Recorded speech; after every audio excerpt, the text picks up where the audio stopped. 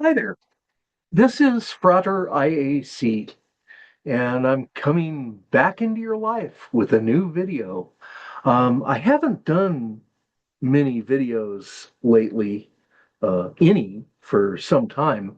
Um, I did videos last year. I did a series of videos on the first and second steps of Franz Barden's initiation into Hermetics, and those actually were pretty well received. And then I did a couple of things on the mysteries of the rosary because I pray the rosary every day. Um, and I lately I've done it in the morning. Um, and whenever I can, I do it in the morning. Sometimes the day gets away from me and I have to do it in the evening, but it's a great way to center yourself and prepare yourself for a good, productive day. If you have that centering through prayer and meditation at the beginning of the day, it works really well. So, anyway, um, this particular series is going to be about talismans. Talismans are a specialty area for me. Um, I know I have told most of you that, I didn't really, I've had this call to be a magus, I guess, or shaman, or whatever you want to call it. Um, I've had this calling since a very young age, but I didn't accept the calling and actually set foot on this path until I was around 50 because I was busy, you know. And when I started out, I started in Golden Dawn. And I practiced Golden Dawn rituals. And then, my family has ties one branch in Theosophy and New Thought, like Ernest Holmes, um, just kind of the scientific prayer and that kind of thing. And the other branch, much more earthy, was quite powerful in folk magic, which we might call conjure or even hoodoo. But anyway, um, I've been working with talismans since I was about 4. Okay, and I'm 67 now, so I've been doing this a long time. And this Canadian nickel here on the right-hand side of this slide, you know, um, that is the first talisman I ever owned. And it was actually an amulet, a good luck charm. It was a good luck charm. And it was good luck because I believed it was good luck because I knew nothing at age 4 about charging talismans. I didn't even know what the word talisman meant. But my mother had a coin collection, and I would sit with her and watch while she would painstakingly, go through coins looking for dates and mint marks and so on, and, to choose to put them in her collection or not. So, anyway, she unrolled this roll of nickels one day, and there was a Canadian nickel in there. And, it's her collection was American nickels.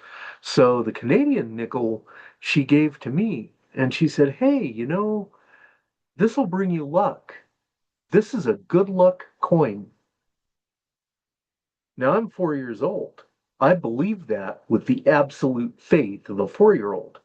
And so, darned if that coin was not a lucky coin. It was. And I had it until I lost it, because, when you're a kid.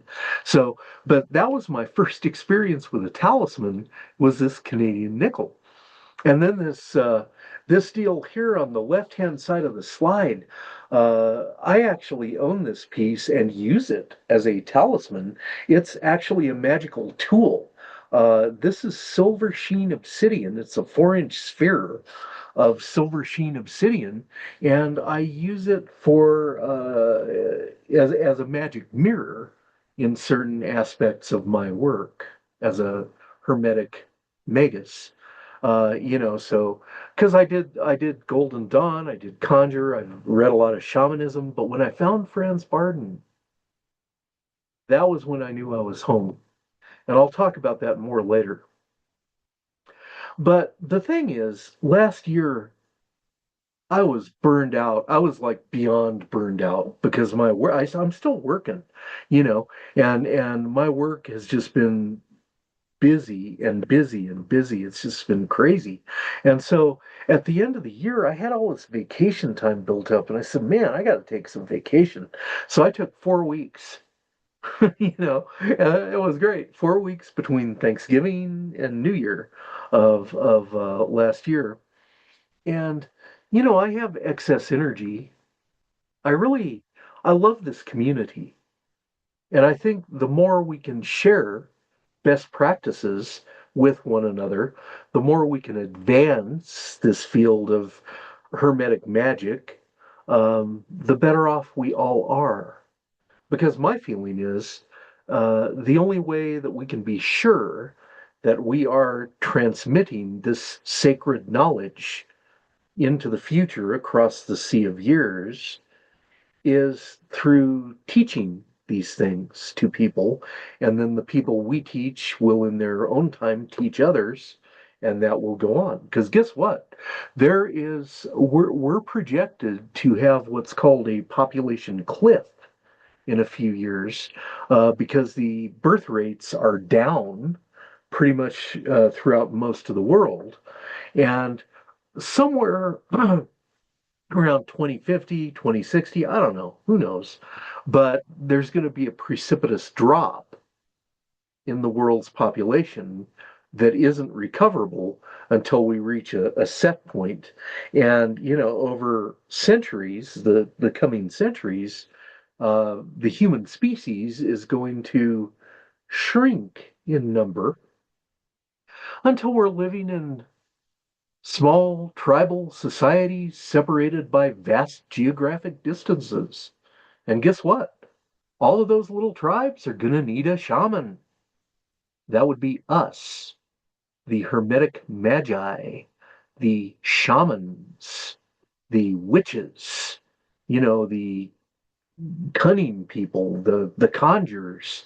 These are the people that are going to perhaps guide and serve. And I mean, most of the people I've known, I've had a career in corporate America, government, academia that has spanned nearly 40 years. And so I've done a lot of stuff. And when I look at that journey, Hermeticism has given me a better mission than I had before. And the mission that I operate by now is that I am a guardian of the heart. I provide good and loving service to the life and collective soul of the people. And you can't solve all the problems in the world. You just got to solve a few. That's plenty sufficient. So anyway, that's my mission, and what I try to do is I try to focus my intent around uplifting human awareness, increasing consciousness and deepening perception around our urgent need as a species to live in harmony with each other, with the earth, and with divine providence. That's what I do. When I do Hermetic magic, this is what I'm doing. And, I got into it to do it. I didn't get into it just to be sit in an armchair and meditate. I do magic a number of times every week. So anyway, I wrote this book, and it's a general view of talismans. It elaborates on what talismans do, what you need to bring to the table if you're going to actually wield a talisman in a proper way. You got to bring some stuff to the table too, because you are your own talisman. Hold that thought, because I have that on a subsequent slide. But this first book is kind of it tells you generally how to charge a talisman, how to craft one, how to charge them, how to exalt them, and then how to wield them to a degree. And then, that was accepted by Falcon Books, which has announced this. Um, and, I'm in the process of doing edits on this first manuscript. It'll come out at some point this year, but because I want it to be the best it can possibly be. I don't want to put out something that isn't absolutely what I want to say, you know. So it's been really good, and Falcon Books has been wonderful. Anyway, that said, my next fight, they want me to write 4 more volumes on top of this one. So I'm like, okay. I've written a lot because I love to write. So I've written a lot on stones and bags. Stones being crystals, rocks, minerals. And bags are like mojo bags, gree bags, conjure bags, dream pillows, things like that. And then, in step 8 of initiation into Hermetics, Franz Barden has you use a simple decoction process to create plant-based liquid talismans that he calls fluid condensers. And these are among the most powerful talismans that I have ever used. And that's saying something because I've used a lot of talismans, but they're amazing. But you got to know how to awaken them and wield them. Otherwise, it's just a bottle of tincture. Um, and then magical tools. Gosh, I practiced Golden Dawn for a time. And, while I was getting started, when I was in my early 50s, and I did a lot of magic rituals in using the Golden Dawn rituals and techniques. Um, and I studied the Kabbalah, and of course, I had my magical tools. I mean, I've got a magic sword, I've got a dagger, I've got a chalice, I have several wands. I've got a pentacle. There's all kinds of tools that I have magic mirrors. I have a number of magical mirrors. How do you use these things? Have you ever thought about that? Are they just merely altar decorations? Or how would you use them in ritual magic besides just an altar kind of ceremony? And so I'm going to cover that in the fourth volume of the 5 volume series. And then the last volume is going to be about protective magic and also intangible talismans. Um, in his book, Meditations on the Tarot, um, A Journey into Christian Hermetics, Valentin Tomberg, who wrote that volume as anonymous, but it was Valentin Tomberg, he talks about the practice of creating positive larvae, energy aggregations that go and do your bidding instead in a positive way instead of a destructive way. But Tomberg takes kind of a dim view of those. Barden tells you, I think it's in step 9, about how to create elementals and elementaries. And these are the same thing. It's a positive aggregation of elemental energy that you create that you set off to do a certain mission, and they work just fine. Um, I don't do quite as many of those because they're pretty effective, and you don't want to use any of these things as a crutch, you know. And we'll see on the next slide why that is. But I also want to talk about protective magic at some length because there's a chapter in my upcoming book, the one that's coming out this year, about a magical attack that I underwent um, and negated. And then recently I was attacked, and there have been a number of magical attacks that have happened. And that's just really interesting. So, and I know some about protective magic. So, I'm going to write a more extensive volume about that. Um, Now, the last thing I'll say is I serve the light unequivocally and without apology. I do not do attack magic. I don't do any dark magic at all. I do theurgy and, magic that's kind of other-centered that works for the highest good. And that kind of magic, Valentin Tomberg calls sacred magic, and it never fails. It may manifest in ways that surprise you, but it doesn't ever fail. So anyway, enough of that. Let's move on and hit the main question here. We'll take that bull right by the horns. Why should you even bother using talismans?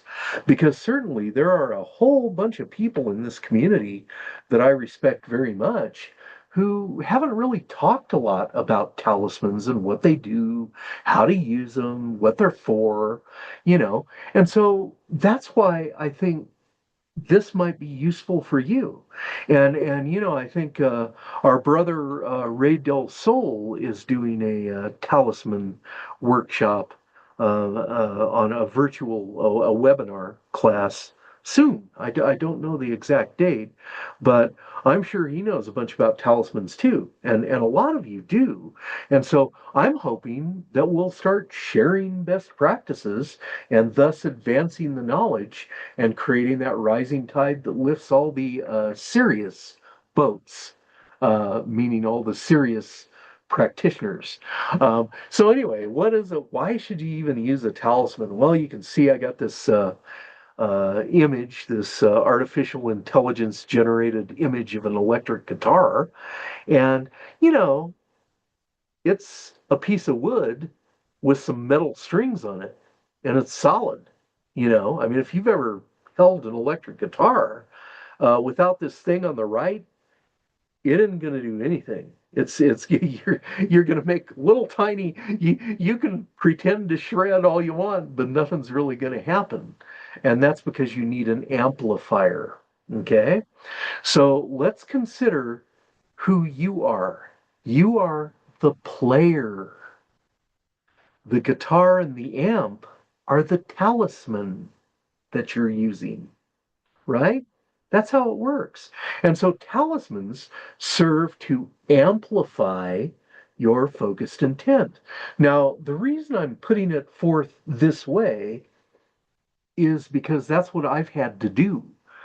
Because I was gifted with a bunch of really formidable talents in this incarnation, but physical strength has not been one of those. So I'm not quite as strong as other people. I never have been. And the thing is, magic, if you're focusing your intent using certain techniques that are considered magical, you're gonna that will drain your energy. Like for instance, okay, even if you're trying to heal somebody using energy, right? Even if you know how to set a magnetic charge inside them so that the energy is attracted to them, and then pull that energy directly from the universe, to heal, you're still going to be using your inner energy to do that. And that can just zonk you completely out, you know?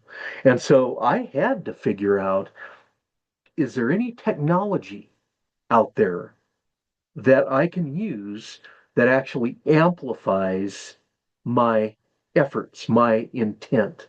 And yes, there is. They're called talismans. They're amplifiers. That's what a talisman does. And don't make the mistake either of thinking that the talisman's going to do it for you, because it's not. Okay, you are your own talisman. And why don't we just talk about that now? So here we go. This is you can see I've got you are your own talisman. I've got this little table under here. At the table, you have to bring some things to the table, and the talisman is going to bring some things to the table. So here we go. Whoa, sorry, that was weird. I touched the mouse wrong. Boy, those things have a hair trigger. Anyway, enough of that. Okay, so here's what you need to bring to the table if you're going to actually wield a proper a talisman properly. And that means crafting it, charging it, exalting it, and then using it. You have to know some things. You have to have some things going for you. So the first thing you have to do is you have to achieve elemental balance. And I have talked about this before. This is the 30-second path.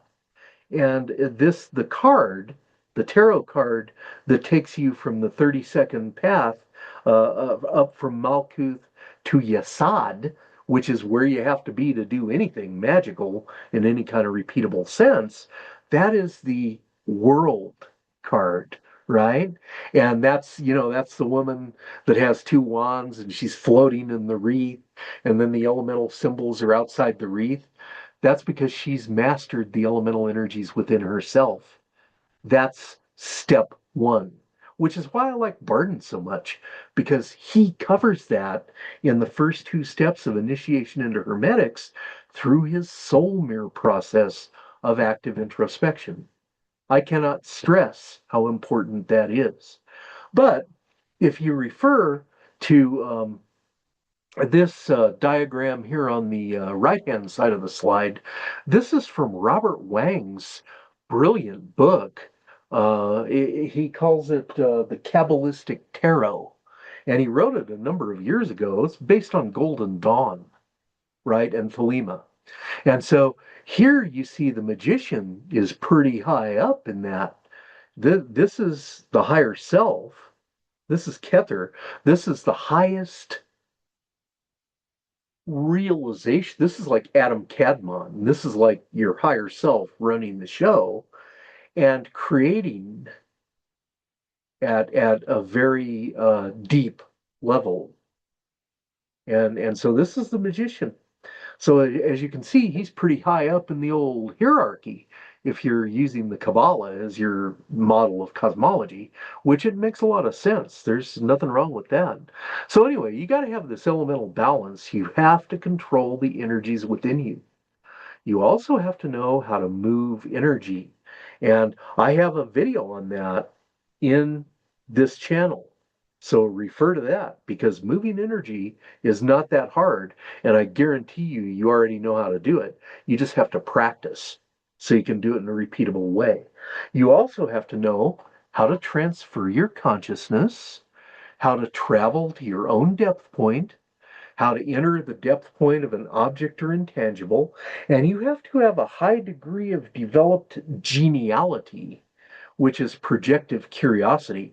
And Franz Barden wrote 3 volumes. In his second volume, The Key to the True Kabbalah, he represents an alphabet that has sound, tone, pronunciation, and color, as well as the concepts of how that letter works at the akashic, mental, astral, and material levels. One of my favorite letters is R, which is the letter of geniality. R is gold, and it's that picture a projective sense of curiosity that goes up on the beach like a tide, and it encompasses the things that it's trying to learn. Geniality is an aspect of cognition that includes memory. It's the arms with which you reach into something to connect with it. It's called geniality. And then you need to know how to go into magical trance. So there it is. That's what you need to bring to the table. And the other thing I want to point out is, look at this Magus. He's got a wand. He's holding it up there. He's got a chalice. He's got a pentacle. He's got a magic sword. He's got a staff, right? And he's got a lot of magical tools. And of course, you see he's surrounded by herbs.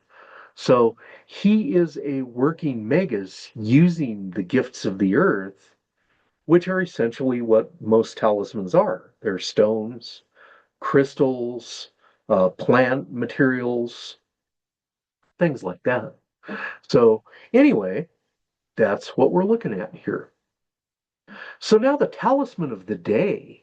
I wanted to do something that was maybe a little different, something a little beyond maybe a quartz point, although I use quartz heavily.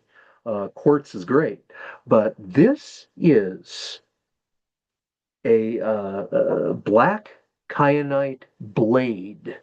That's what this is. Kyanite is the name of the stone. And it's these stones are really powerful.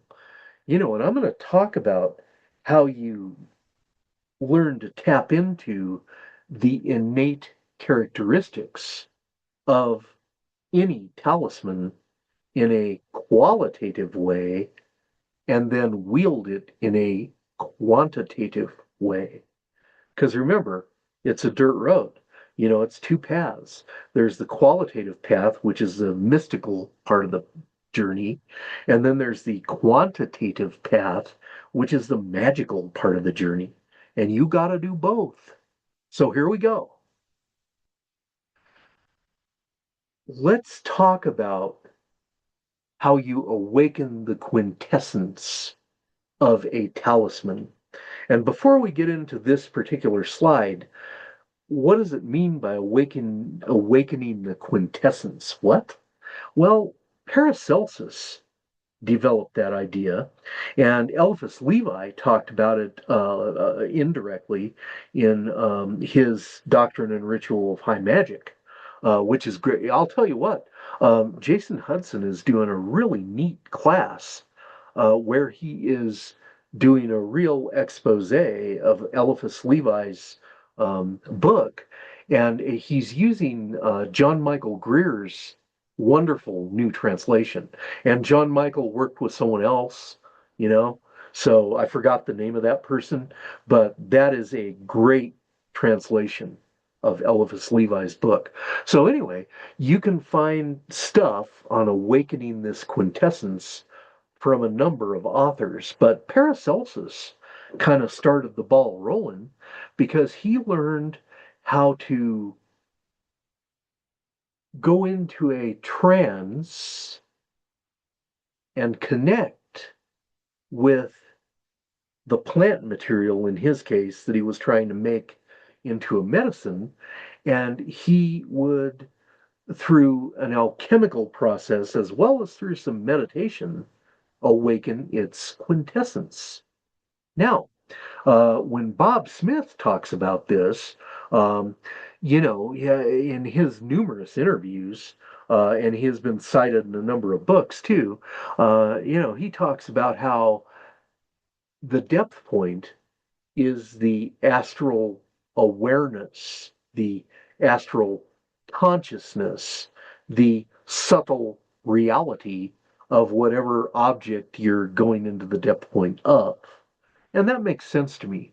So let's talk about awakening the quintessence in a qualitative way. Okay.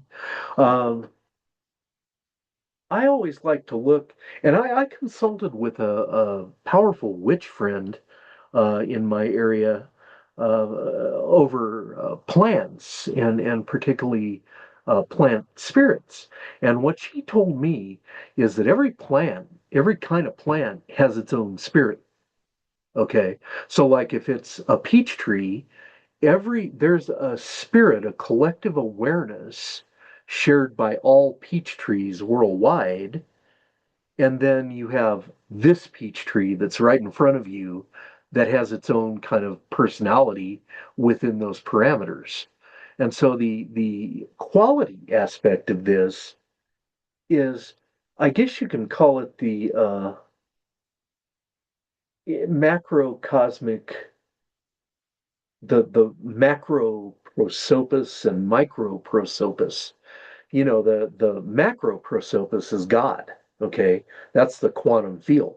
I don't even know how to get my head around that. I mean, God could be. It's been called the force. It's been called the creative force. Uh, it has been called the heavenly parent. It has been called the Father. It's been called all kinds of names. But in the book of Isaiah, it says God does not think the same way you do. And that's true because picture an uncreated, infinite in space and time being. How do you even get your head around that? Well, that's the macro prosopis. That's God moving in and through all things. And if you reference the Kabbalion, the first rule is that the universe is mental. In other words, we all live, breathe, and have our being as ideas in the divine mind. Okay, great. But in terms of our quality that we want to bring into ourselves, using talismans in that way, we're the micro prosopis. In other words, we are the God, the creative force within our own cosmos, within our own inner cosmos. That's called being the micro prosopis. And that bears some meditation. It is quite a profound realization. But anyway, enough of that. Let's look at how kyanite is formed. And so here we see this looks like it has some blue in it because there's blue kyanite. There's other colors of kyanite. I'm using the black kyanite in this particular video. But when we look at kyanite, it is X here on this graph, and we see that it forms deep in the earth, and we're talking about 7 to 10 miles down. When tectonic plates rub against each other, and kyanite is formed in very high heat, upwards of 550 degrees Celsius very deep in the earth at a pressure of around 10 kilobars. So see, that's 35 kilometers down. I guess that's about 20 miles. So it forms deep under the earth, under intense pressure and high heat. Although geologically speaking, it's I guess you'd call it medium heat, but it's awful hot. 550 degrees Celsius is hot. So anyway, that's how it forms. All right, hold that thought, because now we want to talk about awakening the quintessence and the whole quantitative aspect of it as well. And so I have here a continuum. And I think I told you before, I serve the light unequivocally and without apology. My mission is to be a guardian of the heart. Okay, I won't belabor it, but I'm going to be on this side of the continuum. And what we're doing here, what we're looking at is the law of polarity. And you have black magic and you have white magic. Black magic is called, among other things, sorcery, and usually it's done for egotistical and selfish reasons. I want revenge on this person because they crossed me. I'm going to attack them. I want to give them a hot foot. I want to hex them. I want to curse them. I want to, take control of somebody's mind so I can have sex with them. That's black magic. I don't do it. There are people who are quite powerful who do this kind of magic, but I do not. And so what you have to realize is that on this end you've got this dark magic. Here, on the pure end of this spectrum, you have theurgy, which are magical operations designed to help you remember your connectedness with divine providence and all other creation. Theurgy. And then, of course, you have thaumaturgy, which is doing magic on behalf of others and doing magic on behalf of self. Okay. And so, like, for instance, take an example. If you're trying to integrate the qualitative power of one of the letters, for instance, or an object, a talisman, you're going to integrate its virtues within yourself that's going to become part of your character moving forward, right? That's part of how to connect with the quintessence of an object. Then, if you're doing something, like an elemental influence ritual, um, designed maybe to uplift human consciousness around our urgent need to live in harmony with the earth and each other and God, then you're gonna be here, pretty far toward the white side of this continuum. And a little darker still is maybe a healing ritual that you do for a friend, okay? Because you're working to their highest good, but you're trying to help an individual.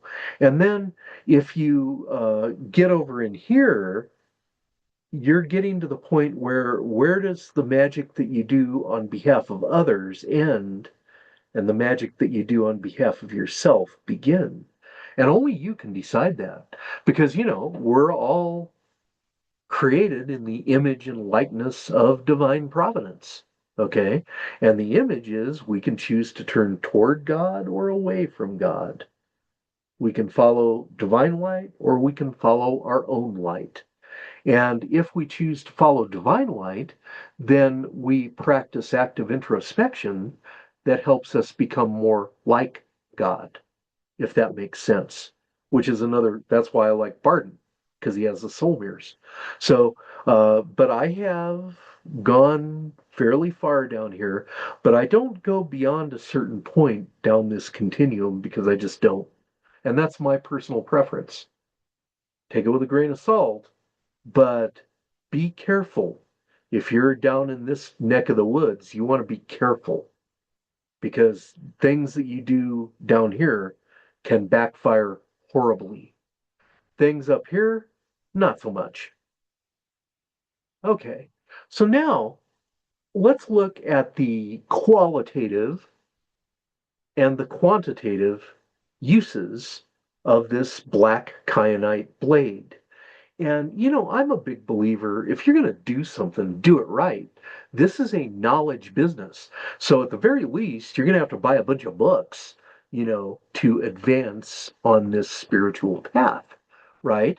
And if you are going to use a talisman or a magical tool, you need to tap the pillar of knowledge and find out as much as you can about it before you even dream of starting to try and use it. So, the first thing that you got to remember, what are its qualitative aspects? Well, it helps with your spiritual ascent while you're anchored to the earth. It helps with etheric cord cutting. It helps in sweeping away negative energies. It helps in cleansing your inner space. And it'll help you align chakras, repair your aura, and strengthen the aura's light that shines forth from you. The William Mistolay has written a brilliant essay about breathing vitality. And he talks about, and Barden presents this in his book too. He talks about using vital energy to strengthen your aura by growing the brightness and the radius of light that shines forth from you. And that's a great uh, that's a great thing to do, and it will definitely help you in your magical endeavors. And Barton gives you that hint clear back in step two. He says the only reason you want to accumulate vital energy is if you're going to do a powerful magical act. Otherwise you don't want to leave that energy in your body because it can manifest in bad ways, right? So you build up the vital energy and you do your magic and then you're done and you let that drain away. And then you can use it for for other related magic. You can heal, you can help someone balance their chakras, you can move energy around. Wands do that too. And you can cleanse and protect your space. Now, let's look at this gold text here real quick because it's really good to kind of do your homework about what this stone does. How is it formed? What are its correspondences and so on? So essentially, um, this piece right here, this is a stone, a talisman of strength, inner strength, because it's been refined through heat and pressure. Uh, I've got an error there. It's more than 7.5 to 10 miles. It's deeper than that, but very deep in the earth.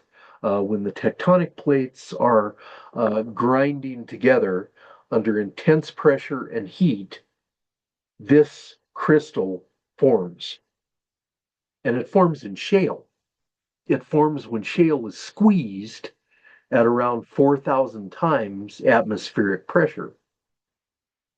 And in industry, because kyanite is used heavily in industry, it oscillates mechanically in the kilohertz to megahertz range when AC is applied, making it useful in electronics and high temperature ceramics and other refractory materials.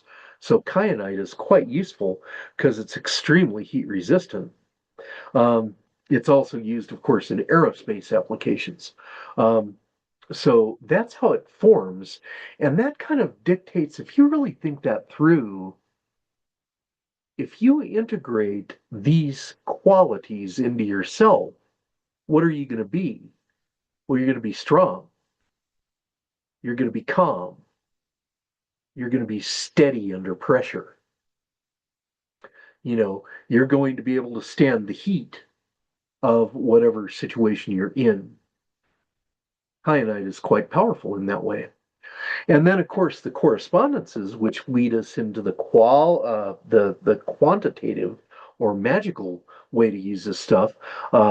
It corresponds with the root chakra mostly, your survival, your stability, your connection to the earth, right?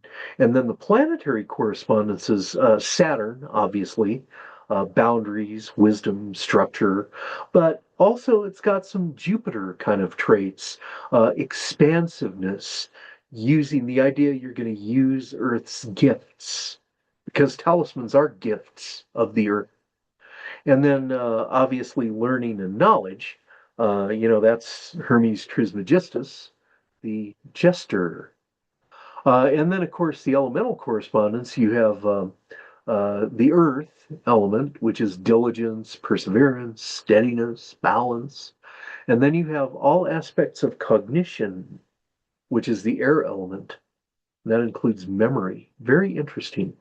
So, this is what you're looking at here when you're going to start using these black kyanite blades. And they're also called, notice how it looks like a broom.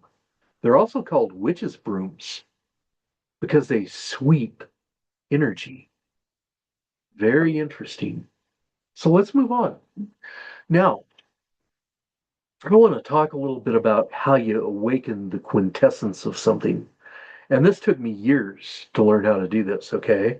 And I'm going to tell you right off the bat, you are not going to be good at this right off the bat. You're just not. You're going to have to practice and practice and practice. I did. It took me years to learn this stuff, you know. So I'm going to share what I know with you, but you still have to practice because there's no shortcut to this. Like anything worth doing, it takes effort.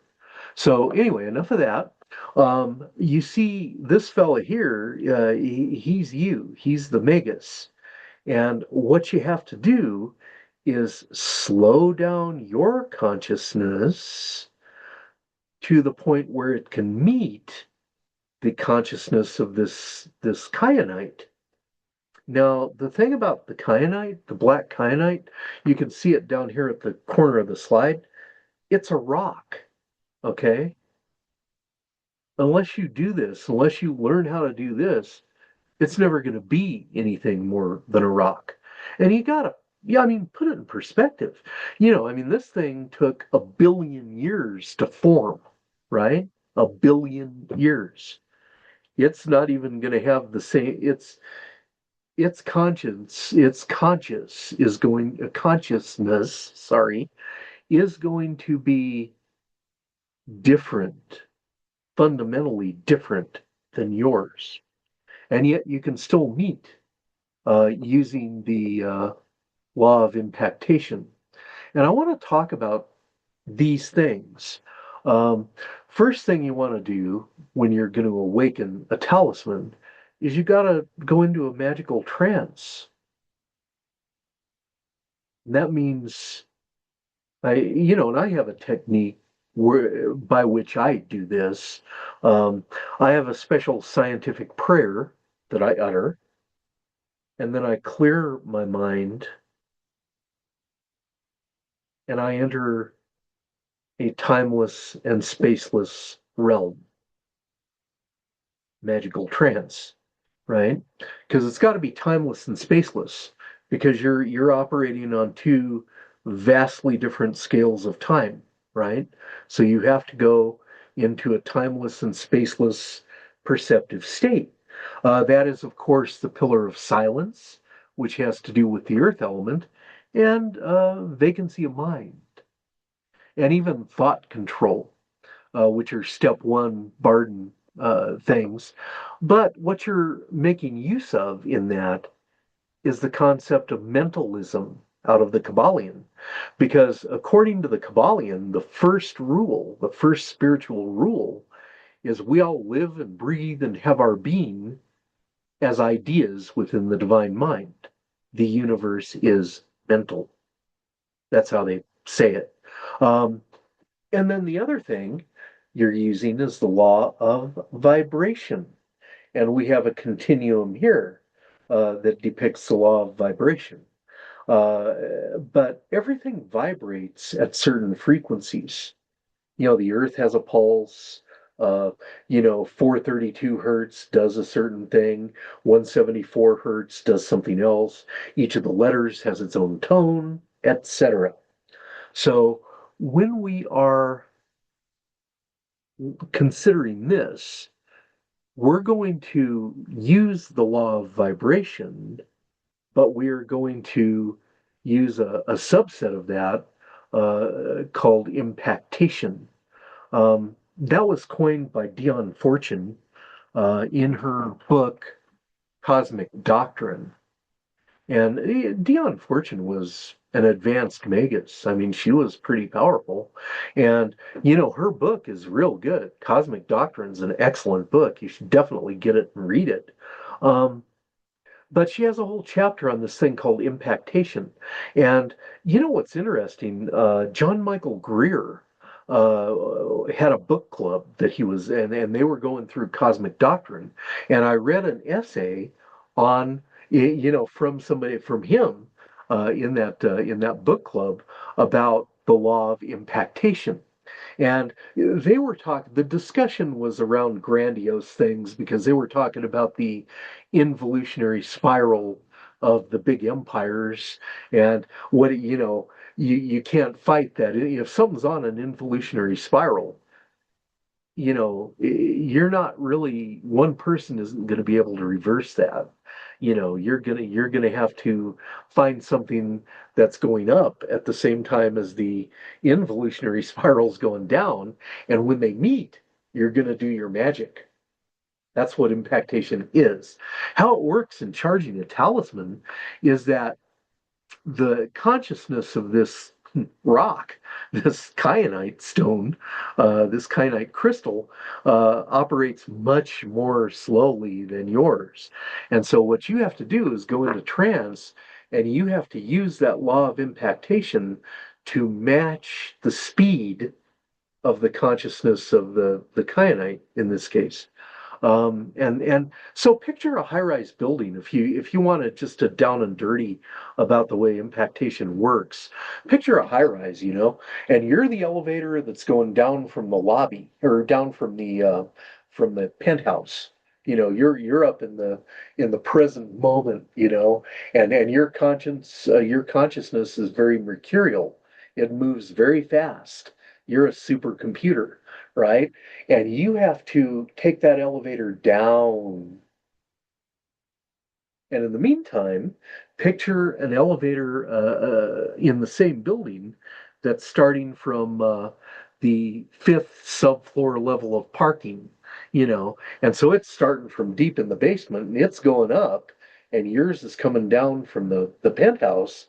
When those elevators are parallel to each other on the horizontal, that's when you connect. But in order to connect, you need to know this stuff. You need to have done your homework about what it is you're going to be using as a talisman. What are you going to be working with? How do you want to use it? You know? Um, and so you're going to connect. And here, this little figure represents where you are going to meet and connect with the consciousness of this stone. And I've depicted that as the eternal now, referencing Eckhart Tolle's excellent book, The Power of Now, which I highly recommend to all of you. But anyway, enough of that. Um, that is how to awaken the quintessence of something. And you're going to transfer to the depth point of the object, and you're going to use geniality to nudge it awake. That's how you do it. But again, you have to practice this. That's why Barton uses the word experiment like 115 times in Initiation into Hermetics. In other words, what he's telling you there is you got to do this stuff over and over and over until you've mastered it, until you can get it to repeat. You can do it in a repeatable, predictive sense. So, anyway, enough of that. Here we go. Let's do an exercise. First of all, and I have 4 exercises on how to wield this talisman once you've connected with it. First of all, um, I have a dear friend and Hermetic colleague um, who is very, very adept at the psychokinesis, I guess. Not psychokinesis. It's the science of touch. Psychometry is what it's called. So she can take an object in her hand and she can tell you where it's been. She can tell you what kind of energies it has. And, I had her test this kyanite when she was over at one point, and she noted that it felt different when she transferred it from her left hand to her right hand. Why? Because your left hand is where, if assuming you're right-handed, your left hand is where it's the magnetic side of you. So it's the drawing hand. It's the hand where you hold something and you can pick up on its energy. Okay? And then when you put it in the right hand, that is the electric hand, the projective hand. And so when you wield the talisman in magical rituals that are for the highest good of others, you're going to be holding it in your right hand. And when you do it, for yourself, like if you're going to balance your chakras or repair your aura, you know, you can try it in your left hand and try it in your right hand. But if you're doing it for other people, it's going to be in the right hand. So so the first thing you want to do is meditate with it. Sit quietly, clear your mind, say a prayer, go into magical trance. And I like to apply what Barden calls thought control, which is essentially it's how you purposely use the pillar of silence to get inspiration that bubbles up, from the shadow and bubbles down from divine providence. You're going to silence yourself, and then you're going to just observe. You're going to observe physical sensations. You're going to observe any emotional sensations, feelings that come up, and you're going to be observing any thoughts that float by. And float by, I mean, you're not engaging with any of this. You're just being aware of it. And that's how to do this when you hold a stone that you're going to use as a talisman in your left hand. Um, that's what it's going to do. Its energies are going to come in to you, and the stone is going to share itself with you. And then when you're using your right hand, you're sweeping, you're cleansing, you're moving energy, right? That's how this works. And so you got to practice this. But these are amazingly powerful stones. They really are. And you'll notice it's shaped like a broom. So that kind of gives you the idea. So there's our first exercise. And I recommend this with any tangible object you're using as a talisman. You want to hold it in your hand, your left hand, and absorb its and integrate its qualitative features, its virtues within yourself. And then you're going to hold it in your right hand to wield it. So now let's go on to the next exercise, the next experiment. This stuff, these black kyanite blades are great at cutting the strings of etheric energy that bind you to things like larvae and toxic people. Because you know what? Guess what? I mean, I would be willing to bet everybody watching this video knows somebody who's toxic. And yeah, they might be in your work world, they might be, or it might be a larva. It might be something that it has been bugging you, like a tendency to get angry, lose your temper. You can use this to sever that etheric cord. That is just fascinating. And of course, you wield it in your right hand to do this. This magus here in the picture is left hand, but I have done this using my right hand. So, I suppose you could try it with both. I would think it would work better if you're trying to disconnect yourself energetically from somebody who's been, you've been getting free rent in your mind. You're worried about them all the time. You got to sever that energy tie. So this is a great talisman to use for that, because it'll cut that energy cord. But again, you have to be in magical trance, and you have to use the power of your plastic imagination. And those exercises are found in step 2 and 3 of Franz Barden's initiation into Hermetics, the application of the active imagination, um, the active senses, the sensory imagination. So and he trains you to do it imaginally first. So you're going to imagine heat, you're going to imagine a smell, you're going to imagine a sound, and then later, in subsequent steps, you start creating these images, these worlds within yourself. That's the precursor for doing powerful magic. Because in order to create the conditions in the causal, mental, and astral realms for manifestation in the material plane, guess what? You've got to have a pretty clear picture of how that's going to look. And that's how you use this skill.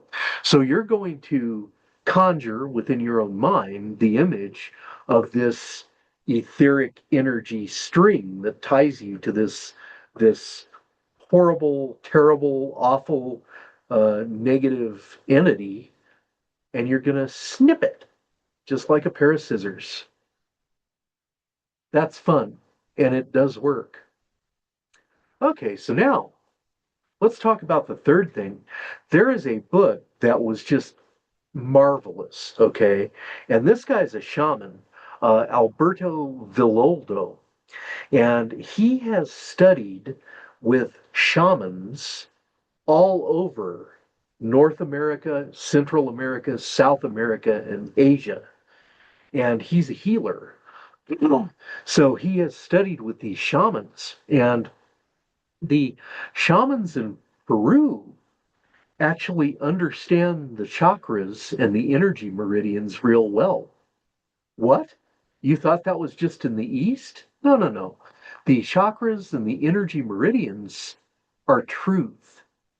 They are true. These are your astral organs. They're how you connect with other aspects of creation. They're how you create highs. And the whole thing is vital to doing magic anyway, is the movement of energy. Well, your chakras are instrumental in that. So you gotta cleanse them, right?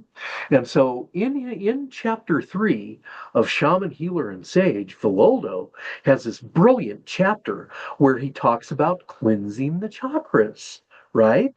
And so he has you go into the shower, right? And you're going to start with your root chakra, right? And which is at the level of the tail of your tailbone, and then you're going to go up to the sacral chakra and the solar plexus and the heart and the throat and so on. But what you do is you do 4 turns counterclockwise to disrupt any stagnant energy that is massed in your chakra, right? And you do 4 or 5 turns counterclockwise, what the witches call widdershins. And you're going to go widdershins for 4 rotations. And if you're doing the shower, you're going to notice your hand feels sticky when you get done with that. And you got to wash it and rinse that energy off. And then you go up the chakras, and this time you go Josil, I guess they pronounce it, which is clockwise, you know, and you go clockwise is the evolutionary circle, counterclockwise or Widdershins is the involutionary circle. That's a great secret. And you can reference that in Muni Sadhu's book on the tarot, where he talks about tourbillons.